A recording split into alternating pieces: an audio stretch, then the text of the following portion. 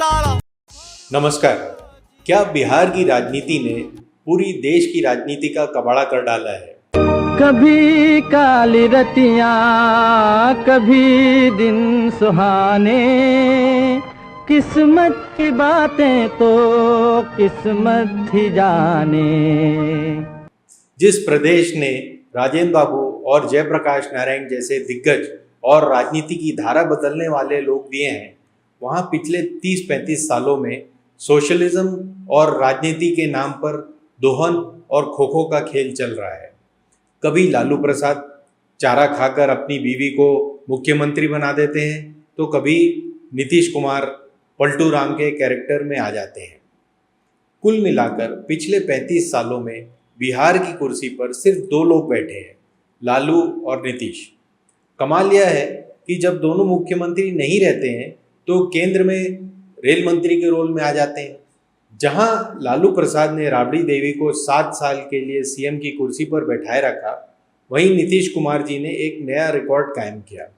15 साल में उन्होंने 8 बार इस्तीफा दिया और 8 बार शपथ लेकर फिर से सीएम बने हैं, और यह सिलसिला पिछले 15 साल से चल रहा है। कास्ट पॉलिटिक्स पूरे देश में चलती है, लेकिन जिस बेशर्मी से यूपी बिहार में इसका राजनीतिकरण किया गया है वह दर्शनीय है, और हम इसका रोज दर्शन करता हूँ।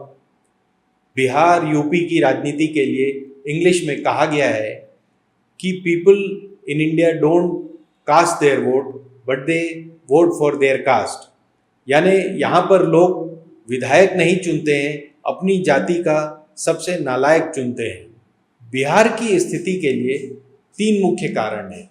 एक कास्ट, दूसरा लीडरशिप और तीसरा टीवी।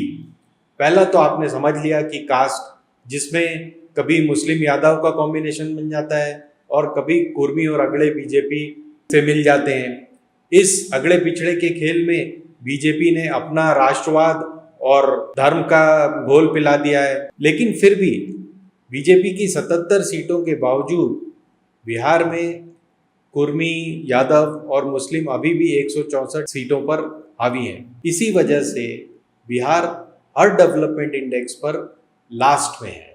अब आते हैं कि मैं क्यों कह रहा हूं कि बिहार टीवी की वजह से बर्बाद है। बिहार में 2 चीज़ों का क्रेज है, या तो सरकारी नौकरी मिल जाए या टीवी रिपोर्टर बन जाए, और इसे बीजेपी ने ही बढ़ावा दिया था अपने राजनाथ सिंह जी के कार्यकाल में। तो अंजना ओम कश्यप से लेकर रवीश कुमार और संकेत उपाध्याय तक नेशनल मीडिया बिहारियों से अटा पड़ा है। एक अनुमान के अनुसार नेशनल मीडिया में एडिटर, एंकर से लेकर रिपोर्टर तक करीब 77% बिहारी हैं, और इसका श्रेय प्रभात झा, जो उस समय बीजेपी के मीडिया इंचार्ज थे, उनको भी जाता है। अब यही टीवी रिपोर्टर और एंकर आपको बिहार में हर बार सत्ता पलट पर बिहार का कास्ट का अंकगणित समझाते रहते हैं, और कभी भी लालू और नीतीश की कास्ट के अलावा कुछ नहीं देखते। इसकी वजह से न सिर्फ बिहार बल्कि पूरे देश को लगता है कि बिहार अभी भी जिला लेवल और जाति की पॉलिटिक्स में उलझा हुआ है। अब बिहारियों को यह खुद डिसाइड करना है कि क्या वो 2050 तक इस कास्ट पॉलिटिक्स और लालू नीतीश के घेरे से बाहर आ पाएंगे, या फिर यूं ही चलता रहेगा। नमस्कार। हिंदुस्तान जिंदाबाद। ओ बेटा जी, अरे ओ बाबूजी, किस्मत की हवा कभी नरम कभी गरम, कभी नरम नरम कभी गरम गरम, कभी नरम गरम नरम गरम।